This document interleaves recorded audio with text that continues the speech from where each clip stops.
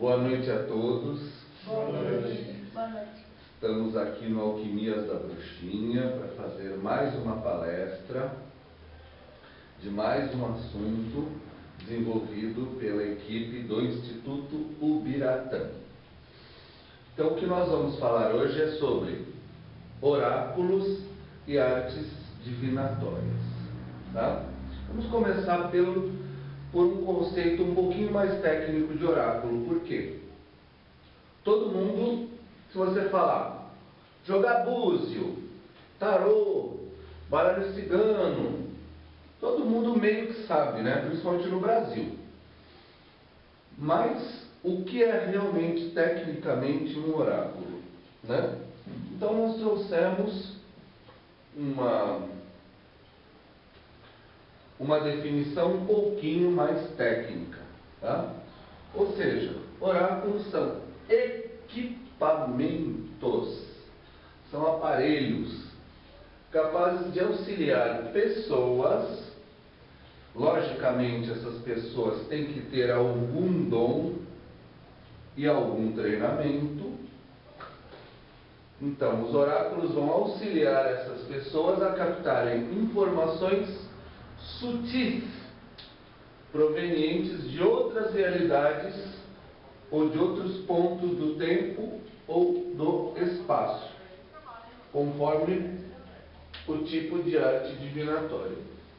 Ou seja, o que realmente capta a informação é a consciência do ser humano através de um estado, algum tipo de estado ampliado de consciência, né? Através de estruturas cerebrais que nós vamos falar rapidamente depois e mais detalhadamente no curso. Um dos pontos que a gente fala nos nossos cursos, tanto de oráculos quanto de magia, é que o cérebro humano possui estruturas próprias para acessar outras realidades. Os tais estados ampliados de consciência, né, que começaram a ser estudados no início do século XX por um médico psiquiatra chamado William James, tá? E nos nossos tempos é muito estudado os estados ampliados de consciência pela psicologia transpessoal, na qual se destacam figuras como Ken Wilber e o professor Stanislav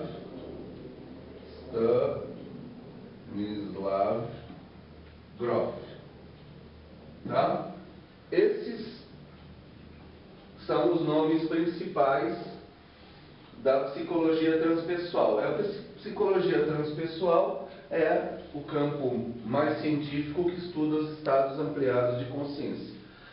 É nos estados ampliados de consciência que o ser humano pode acessar informações além deste tempo e espaço aqui. Ou seja, o ser humano pode acessar informações do passado, do futuro, ou também distantes no espaço, não só no tempo. Trabalhando no vetor tempo, nós temos acessando o passado e o futuro, né? Qual é o exemplo de deslocamento, de estado ampliado de consciência no tempo, que todo mundo fez, os meus alunos fizeram esta semana? Regressão a vidas passadas. Fizemos uma sessãozinha ali, coletiva, na outra sala, e todo mundo foi buscar ali, deslocou a consciência no vetor tempo e foi buscar e acessou informações relevantes do seu passado. No futuro também dá para fazer? Dá para fazer. Mais cedo ou mais tarde nós vamos trabalhar isso também nas nossas aulas práticas. Mas nós temos vários exemplos de profetas que falam sobre o futuro. O mais conhecido dele é Nostradamus, né? Mas nós temos, por exemplo, no século XX, um profeta, deixa eu apagar aqui. Aqui os autores, tranquilo, né? Se vocês quiserem pesquisar depois, são autores muito bons. Psicologia transpessoal. No século XX, nós tivemos um profeta chamado Edgar Cayce. O profeta adormecido norte-americano. Era um cara que tinha nível primário, instrução, e ele pegava no sono e profetizava, falava o que ia acontecer no futuro, curava pessoas, passava receitas, e sempre acertou em tudo. Tá? Oi? Durante o sono? Não, não é que ele dormia de noite, não. Por exemplo, chegava uma pessoa para ele, eu tô com, sei lá, uma doença qualquer, pneumonia. Aí ele sentava numa cadeira, dava uma relaxadinha e pegava no sono, mas não pegava no sono, ele estava em transe mediúnico. E aí nesse transe mediúnico ele falava, você está com pneumonia por causa disso, disso e disso, e para curar essa pneumonia você vai usar isso, isso e isso. Sempre com receitas muito precisas, envolvendo ervas, sais, minerais, um monte de coisa bem adiantado para a época. Isso de uma pessoa que não tinha mal e mal o curso primário. Então são exemplos de pessoas que conseguem projetar sua consciência no vetor tempo para o futuro. Sim? Tranquilo. E no espaço? No vetor espaço? Porque a gente está falando, realidades espaço-temporais. Então falamos do vetor tempo. Será que dá para projetar a consciência no espaço? Quem acha que sim? Sim? Era do braço direito. Tá bom. Claro que sim. Claro que dá. Projeção astral, visão remota, são duas coisas diferentes, tá? Na projeção astral, o que sai, desliga do corpo físico, é o corpo astral, ou astrosoma. Ou seja, quando você sai numa projeção astral, você tem todas as sensações, as percepções, os sentimentos, você está lá no outro lugar. Na visão remota, é só uma projeção consciencial. Ou seja, você senta numa cadeira, um lugar tranquilo, faz um relaxamentozinho básico, concentra a sua mente e te fala, vai ver o que está acontecendo na capital da Grécia, sei lá. Você projeta a sua consciência para lá, você fala, está tendo lá um decreto do parlamento grego decidindo se eles vão ficar ou não na União Europeia e tal. Você acessa essa informação instantaneamente. Para vocês terem uma ideia, eu não vou lembrar o nome do cientista, eu lembro, que fez essa pesquisa.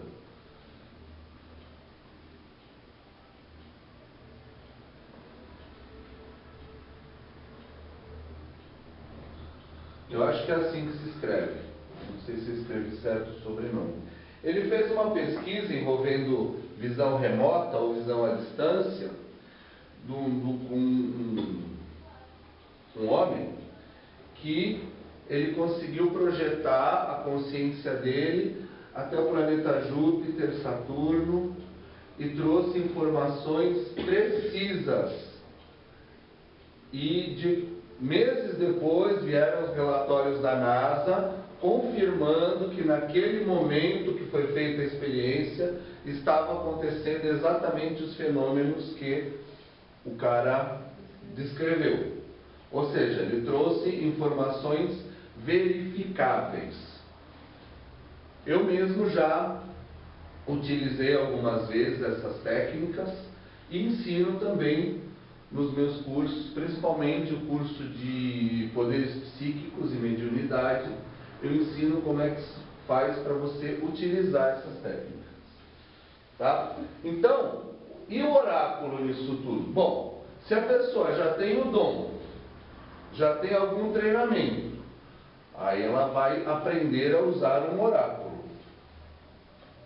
O oráculo, gente, antes de mudar, vou explicar para vocês. Ele serve como ponto de apoio. Ele serve como ponto de apoio. Ele é uma linguagem que te ajuda a coordenar essa percepção dessas informações sutis e passar numa linguagem que o consulente entenda. Tem um pêndulo aí? Se tiver, eu gostaria. Ó, por exemplo, deixa eu voltar aqui para vocês não ficarem olhando para o tarô. Esse aqui é o exemplo mais claro que pode haver. O pêndulo de radiestesia, né?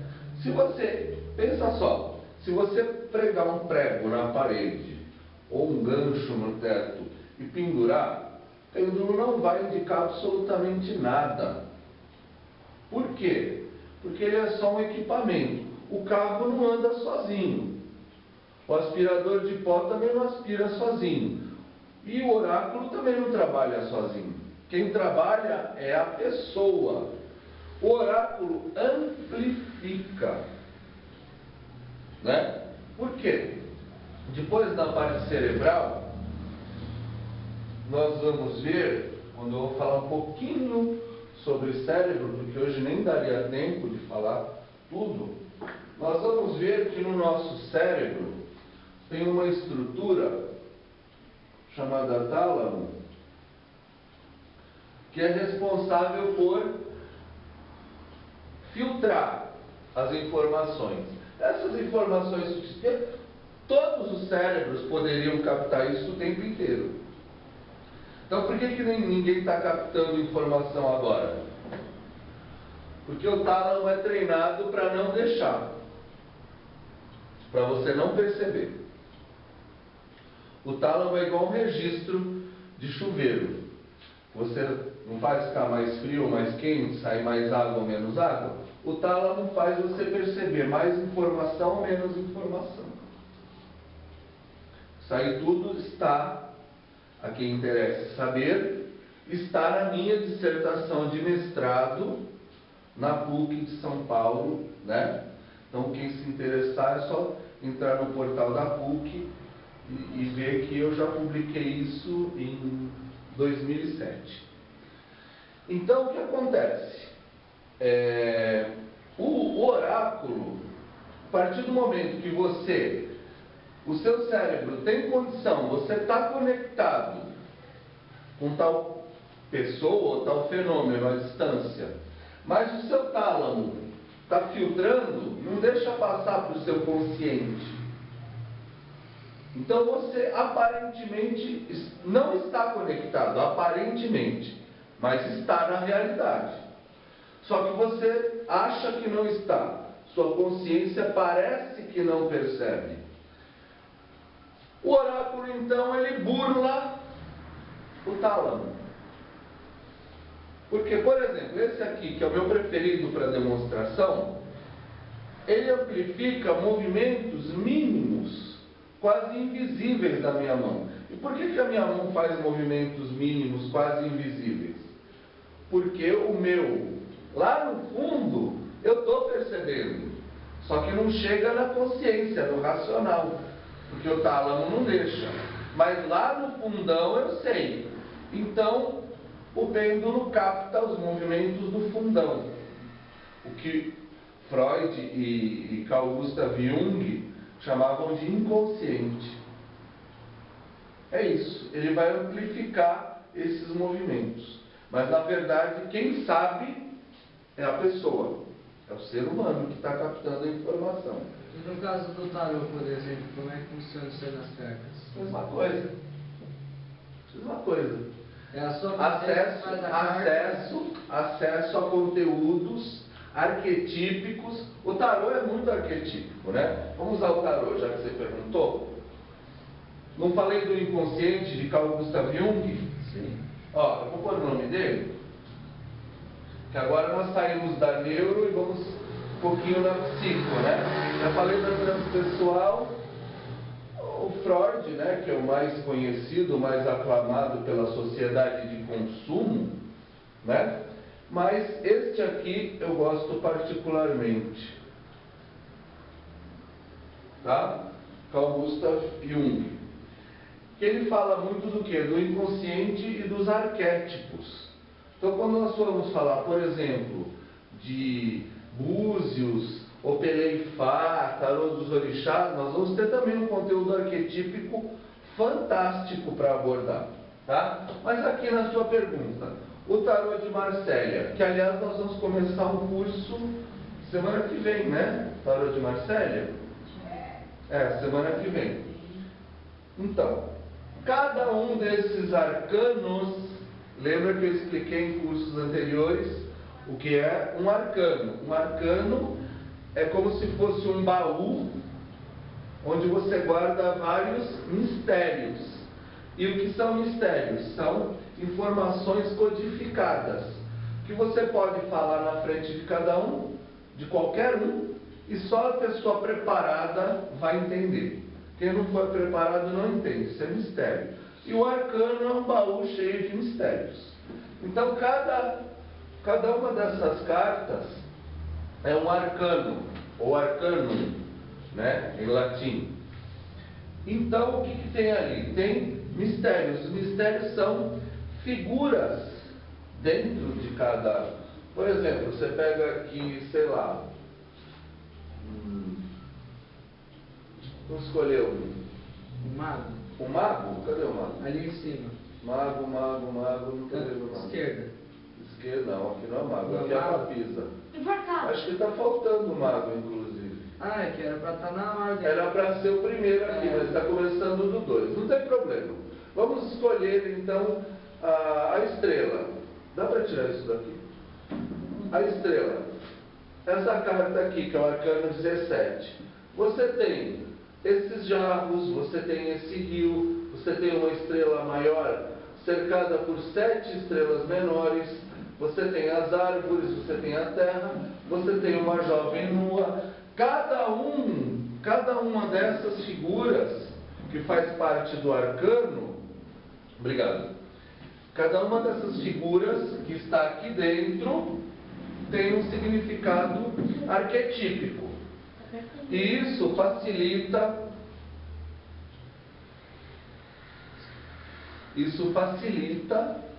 para a pessoa que faz o oráculo.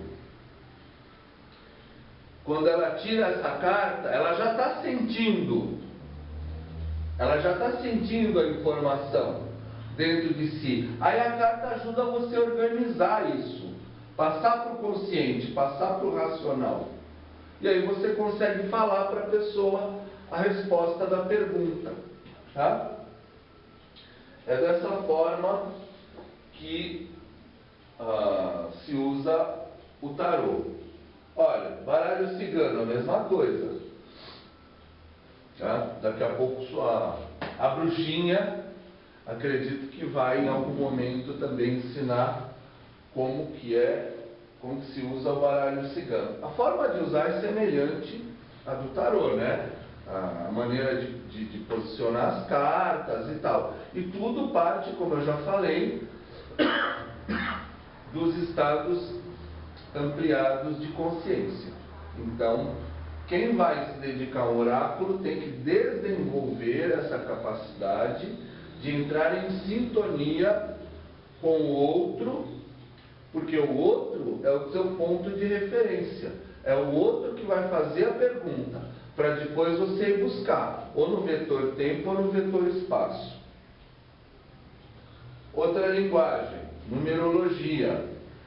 Essa nós temos curso aqui também no Alquimias da Bruxinha. Só para perguntar, qual que é a diferença do tarô e do baralho cigano?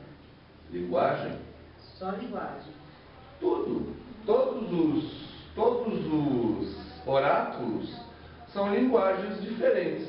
Um vai se adaptar melhor com uma numerologia, que é uma coisa mais calculada, aparentemente, né? Por que eu digo aparentemente? Porque você faz uma série de cálculos que te dão uma direção, te dão um rumo, te dão parâmetros. E aí dentro dessa direção, desse rumo, desse parâmetro, vem o quê? A interpretação. Na hora da interpretação, se você não estabelece uma conexão com o consulente e com aquilo que o consulente quer saber, você vai dar uma interpretação pobre, uma interpretação genérica demais, uma interpretação que não vai satisfazer o consulente. Então, no fundo, o oráculo é o ser humano. E os instrumentos que a gente chama de oráculos são instrumentos de apoio. Eu sempre falo isso nos meus cursos de oráculo. Isso tudo são instrumentos de apoio. E aí cada um vai se adaptar melhor com um ou com outro instrumento. Tem instrumentos mais elaborados e tem instrumentos extremamente simples, mas se souber usar, muito bom também, como por exemplo o pêndulo. Tá? O nível de complexidade do oráculo não é o que dá confiabilidade. Tá? São só linguagens, são só ferramentas. A gente não pode, por exemplo, classificar. Mas a astrologia é mais completa e mais complexa do que a numerologia. Não, o búzio é melhor do que o tarô. Não existe esse critério valorativo. O critério valorativo é a pessoa que faz. Quem está usando a ferramenta, não é a ferramenta que uma é melhor ou pior que a outra. Então, primeira coisa, tá?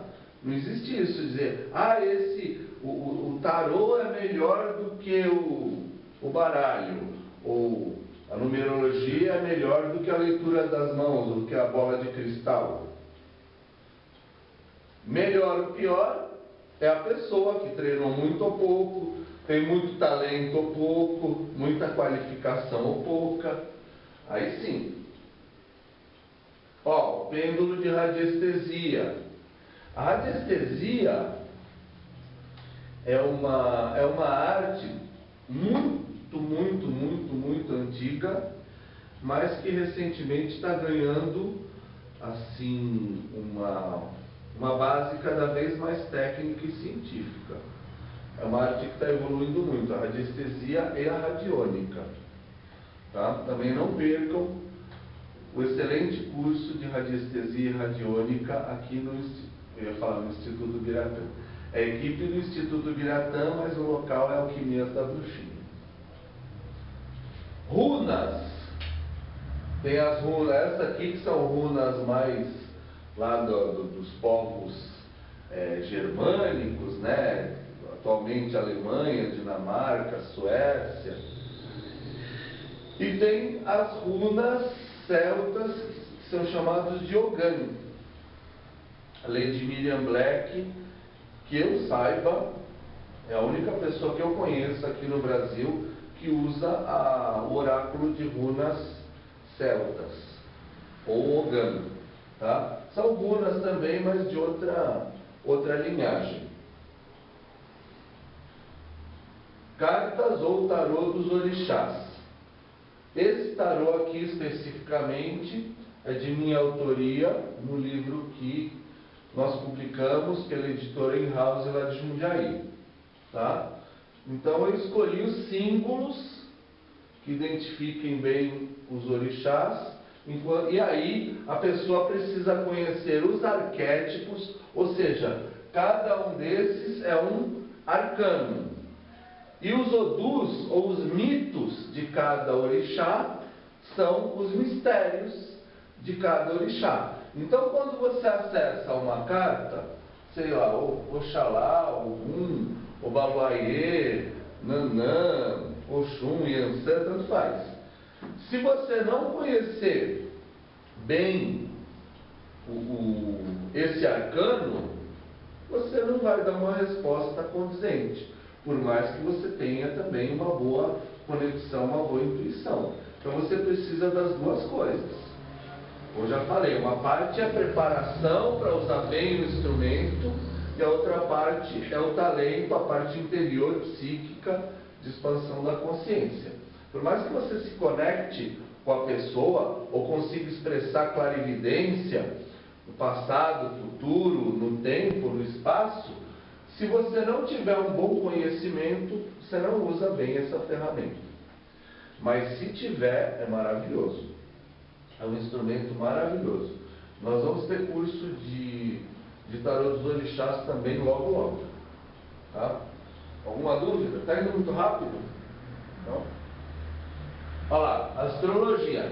Também antiquíssimo esse oráculo.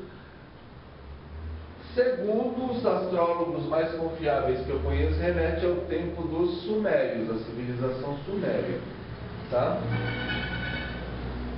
Então, é muito boa para falar as coisas, principalmente no vetor tempo. A astrologia tem tudo a ver com os ciclos do tempo. Astrologia, por exemplo, você não chega na frente do astrólogo e fala: olha, eu quero saber o que o fulano está fazendo nesse momento, se meu marido está me traindo, se a minha mulher está me traindo, ou se o meu chefe está me sacaneando. Não é isso. Mas ele vai falar as influências astrológicas daquela situação nesse momento, ou no futuro. Então tem muito mais a ver com o fator tempo. Também é a mesma coisa.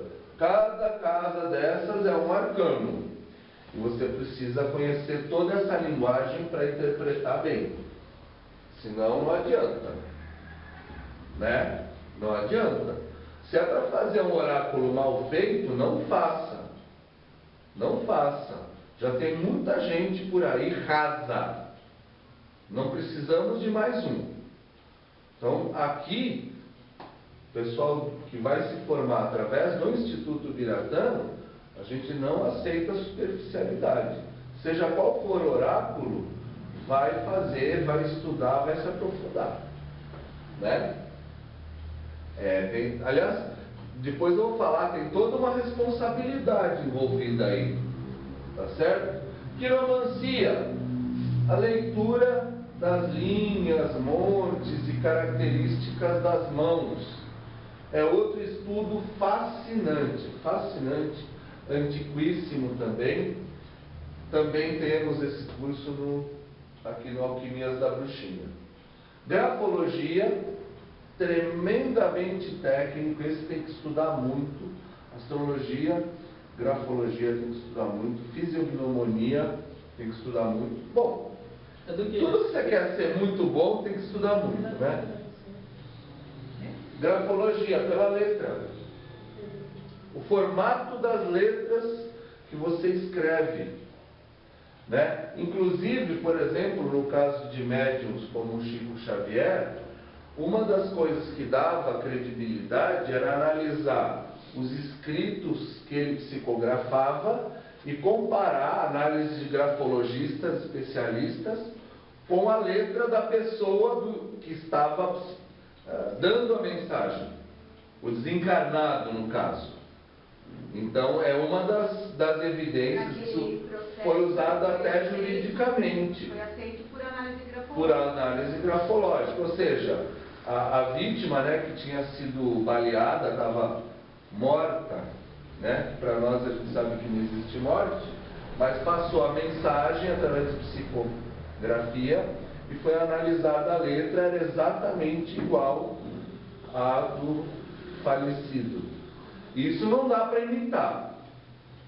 Não dá para Ele tinha imitar. acesso à letra das pessoas, né? As milhares de pessoas, né? É. Fisiognomonia. Isso também é interessantíssimo. Tá? Interessantíssimo.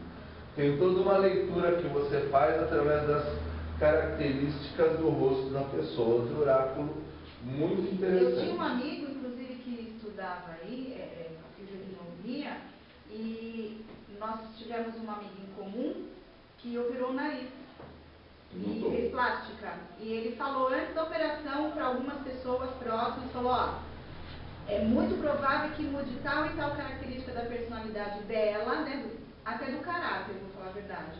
E mudou realmente. A área que ela mexeu no nariz Mudou. Essa área tem uma extensão, né, que se chama popularmente de leitura corporal, onde você estuda, além do rosto, toda a estrutura corporal da pessoa.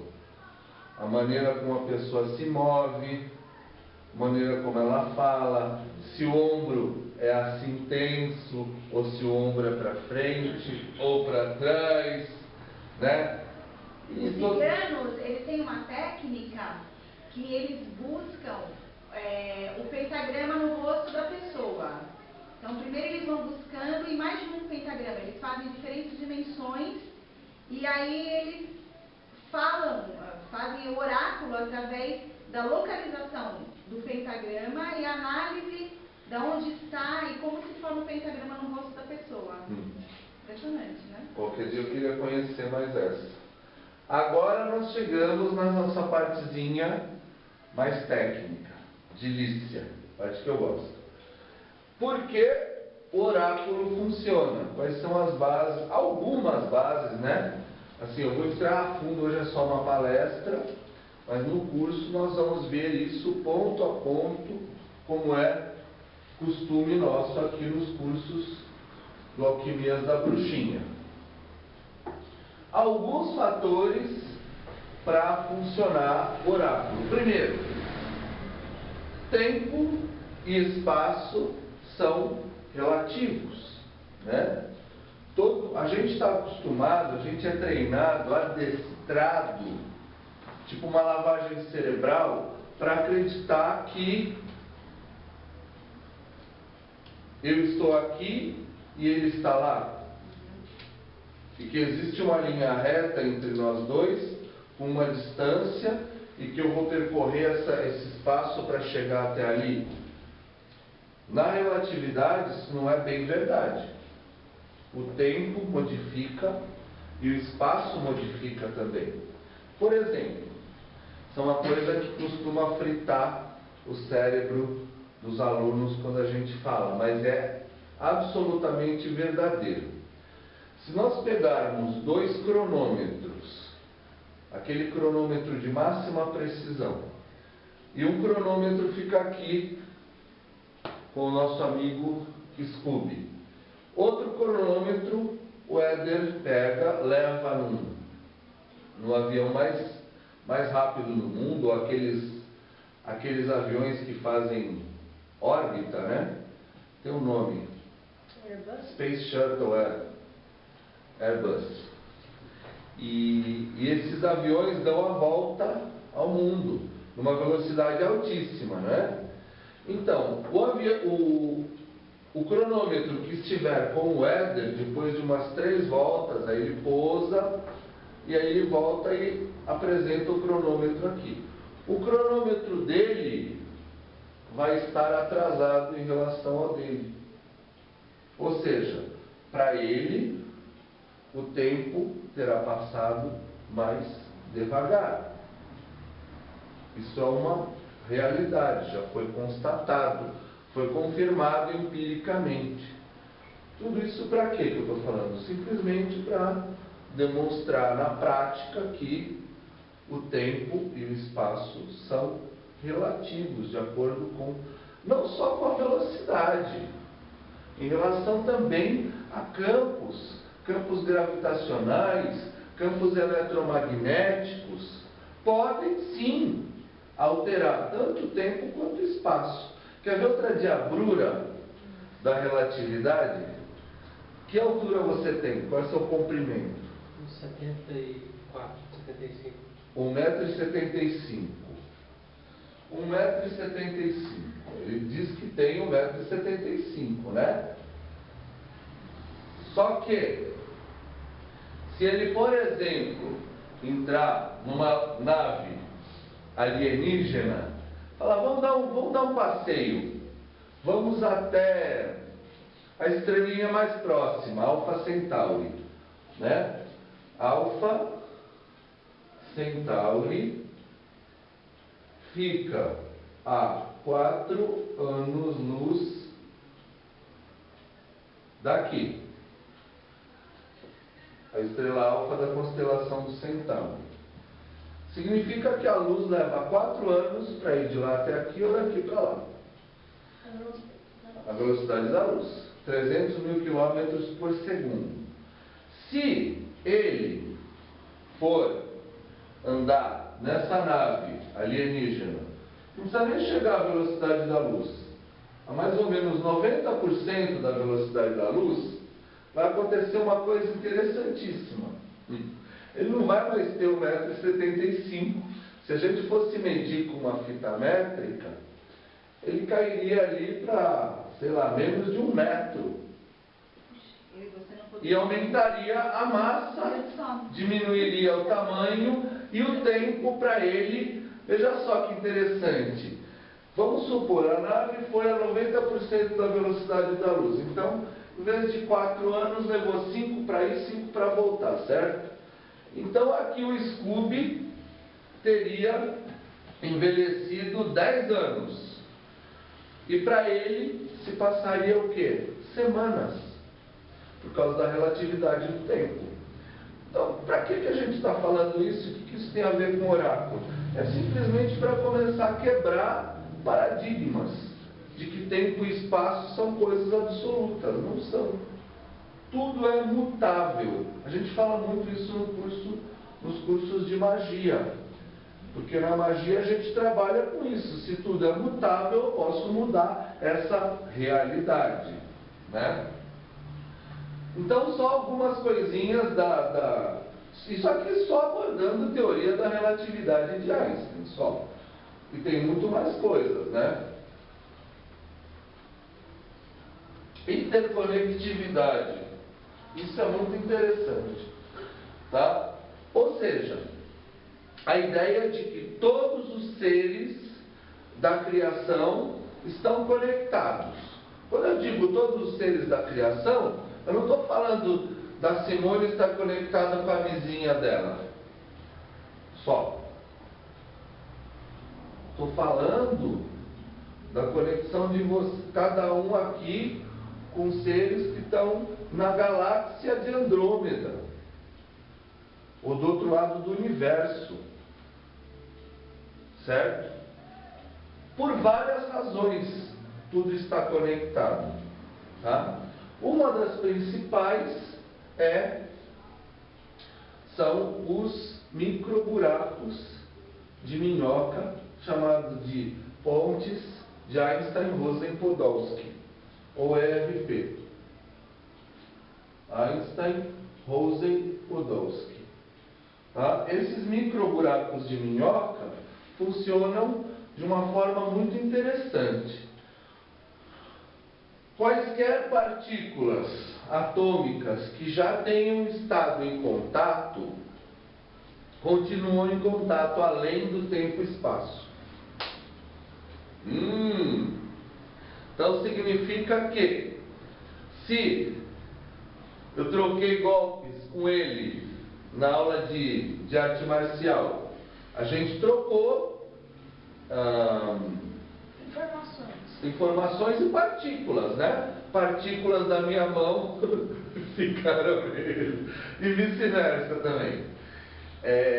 Mas houve aqui troca de elétrons, certo? E nessa troca de elétrons, estabelece-se essas pontes de Einstein-Rosen-Podolsky, ou seja, faz de conta que o elétron A e o elétron B estiveram em contato e depois foram separados. Tá? Um está aqui, o outro está do outro lado da galáxia. Se eu pegar esse elétron aqui e fizer um giro para a esquerda, esse elétron aqui, que está do outro lado da galáxia, imediatamente ele faz o mesmo giro no outro sentido. Imediatamente. Imediatamente é importante por quê? Porque se é imediatamente, ultrapassou a velocidade da luz, ou seja, é um fenômeno não local. É imediatamente. Aquele fenômeno xamânico de troca Sim. com o animal e a pessoa é um micro buraco de minhoca, Sim, né? é uma conexão instantânea e permanente que se estabeleceu por uma troca de que a gente chama testemunhos radiônicos. Agora, Posso falar uma coisa, assim, fazer uma pergunta? É pergunta. Por exemplo, existem animais que têm o que a gente chama de alma-grupo, sim, certo? Eu posso ter me conectado com um animal e depois ter uma certa conexão com todos daquela é o que espécie? se chama animal de poder. É o conceito de animal de poder, é um grupo. De você ter uma sensibilidade, Sim, sim. perceber. Claro.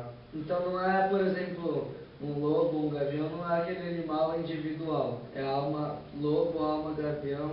Você pode ter uma conexão mais forte com um indivíduo, mas sempre haverá uma conexão com a alma grupo. Entendi. Agora, o que é mais interessante ainda, que eu ainda não falei, é o seguinte. Eu disse que tudo eu vou falar daqui a pouquinho o universo holoinformacional, já estou entrando no tema. Como será, então, que a Isilda está conectada com um ser de Próximo, ou de Tal 7, ou de signos X1, ou de Lira, ou Vega, ou Antares, ou Sírios, ou o que seja? Como? Se esse ser não veio até aqui trocar partículas com ela, supondo que não tenha vindo, pode até ser que tenha vindo, mas supondo que não tenha vindo, como é essa conexão? Eu vou falar por que todas as criaturas do universo estão conectadas. O corpo físico que vocês usam, todos nós usamos, é feito de átomos. Todos os átomos do nosso corpo físico que formaram este sistema solar, eles são poeiras, eles são restos de explosões de estrelas antiquíssimas que vieram de outros confins do universo e que formaram essas galáxias. E essas poeiras e essas matérias estão em perpétuo movimento. Então tem átomos nossos que já foram de estrelas que nem existem mais.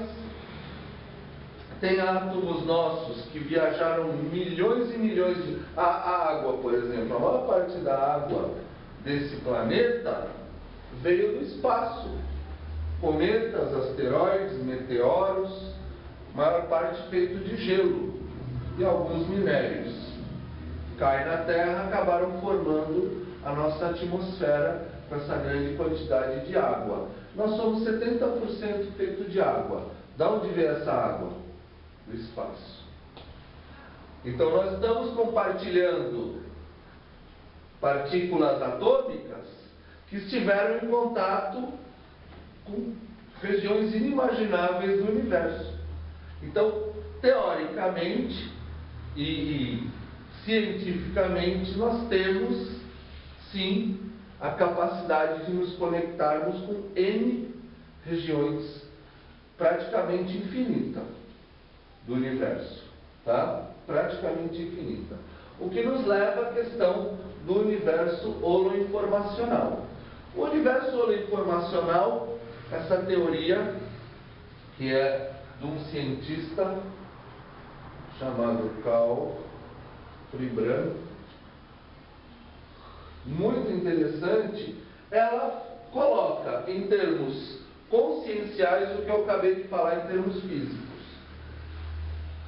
Né? Ou seja, ela fala que o universo todo é um imenso holograma e que a nossa mente, a nossa consciência é um mini holograma dentro de um macro holograma, o que nos remete ao arcano número 1 do tarô, né? Microcosmo semelhante ao macrocosmo. Falamos bastante isso nos cursos de magia dos cristais. Ou seja, o nosso cérebro serve para quê? Para decodificar partes específicas desse holograma e de alguma forma para nos focar num tempo e espaço específico.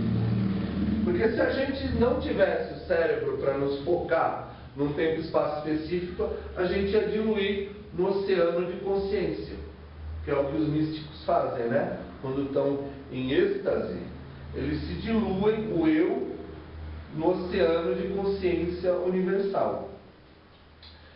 Então, a teoria do universo holoinformacional é mais um elemento-chave teórico para a gente entender por que uma pessoa com um baralho cigano, ou com um tarô, ou com um jogo de búzios, ou com um opelê e fá, consegue acessar informações sobre outra pessoa ou sobre outros fatos e eventos. Tem um livro que o Chico Xavier escreveu, em parceria com outra pessoa que eu não recordo o nome, eles escreveram simultaneamente o livro juntos, só que em locais diferentes. Valdo Vieira. Foi Valdo Vieira, né? Eles escreviam um capítulo, o outro escrevia outro capítulo, cada um num lugar diferente. Exato, né? Mas tinha o espírito, né? Então, isso é perguntado. Esse O caso elemento tem, chave. no caso deles... Do oráculo? Não, no oráculo, mas eu digo assim... No caso do Chico ou do oráculo? Não, Porque ele é um médium. Oráculo nem sempre é assim. Então, mas... Nós aqui no Instituto Biratã, nós consideramos uma diferença entre capacidade psíquica e mediúnica. Mediúnica é quando envolve a participação de um guia espiritual, que é o caso do Chico Xavier e do Valdo Vieira, que estavam psicografando do médium, do espírito André Luiz.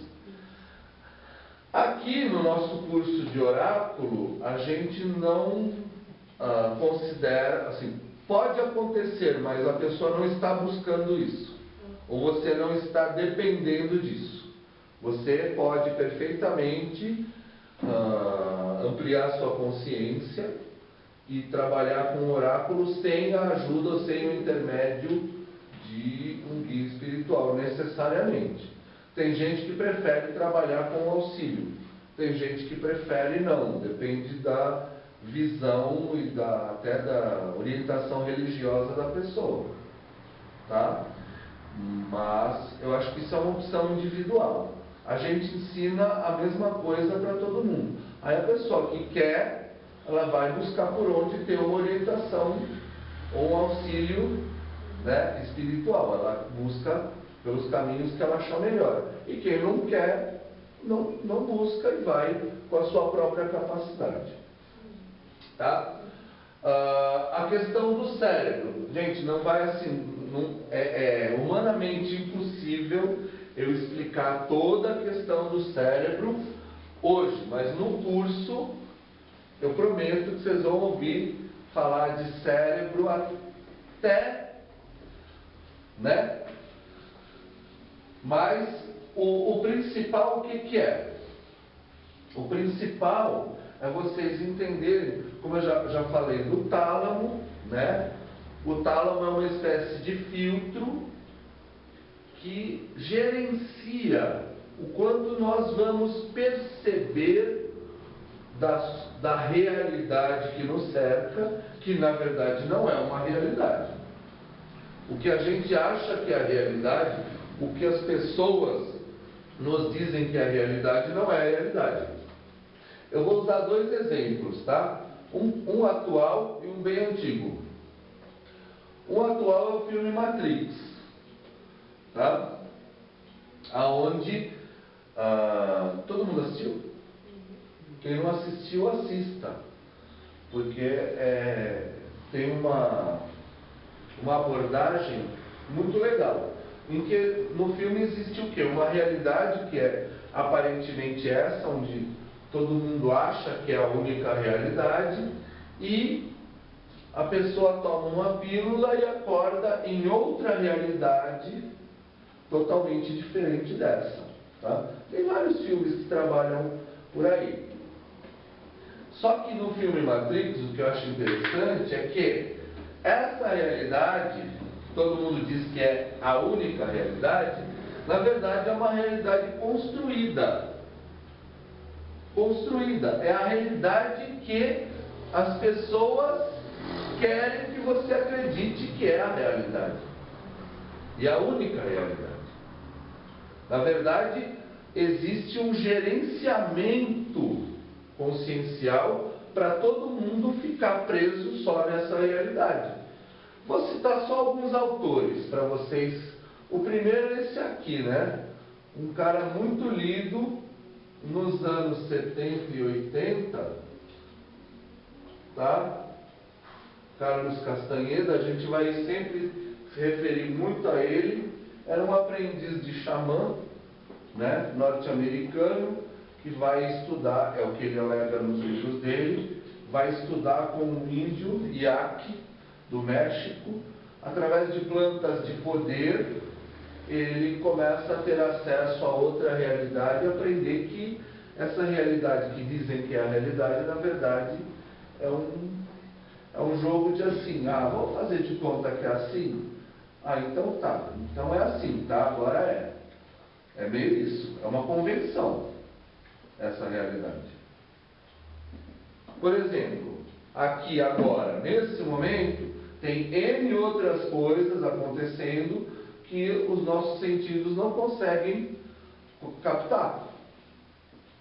Se eu desloco um pouquinho a minha visão, eu começo a ver a aura de vocês, o campo energético de vocês. Por quê? Primeiro porque eu já sei dessa outra realidade, e depois porque eu treinei meu cérebro para isso. Então qualquer pessoa pode fazer isso, tá? Qualquer pessoa pode acessar essa outra realidade. Outro dia nós fizemos isso na aula também de meditação, aquele exercício de enxergar e sentir o campo energético das mãos. Então, um outro autor que nos fala bastante sobre essa questão do que é realidade e do que não é ninguém menos do que Platão, na sua famosa alegoria da caverna, né? Que depois foi retomado por um pintor e poeta, não é William Shakespeare, não, é William Blake, do século XVIII, também usava plantas de poder, com certeza. William Blake, alegoria da caverna. O que é isso?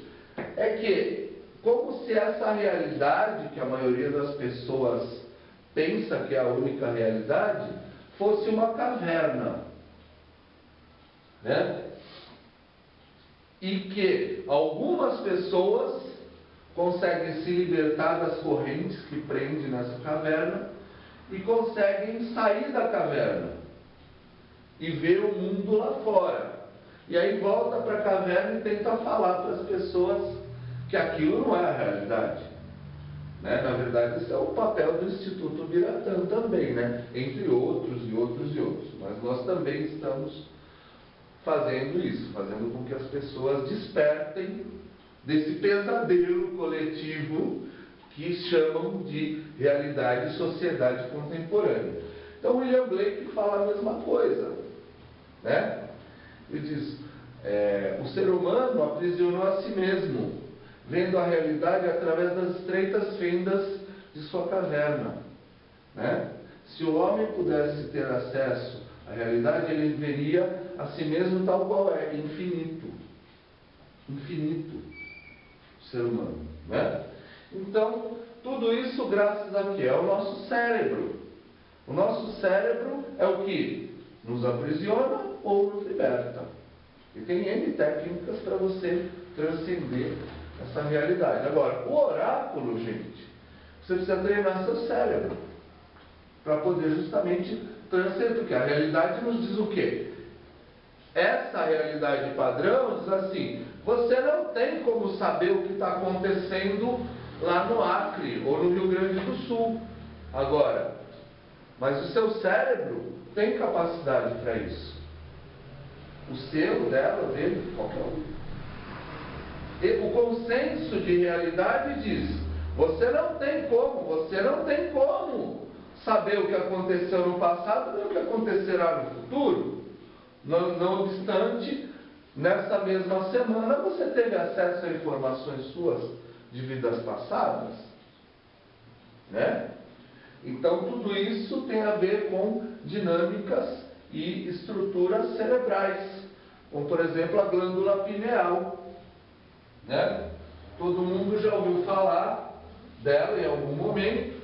Para escapar da caverna de Platão, uma das chaves é a glândula pineal,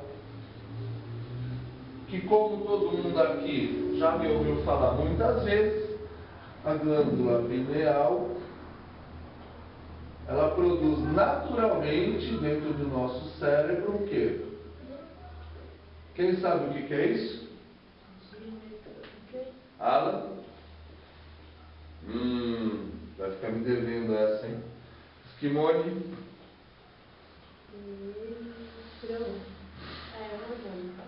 Dimetiltriptamina, senhores. Dimetiltriptamina.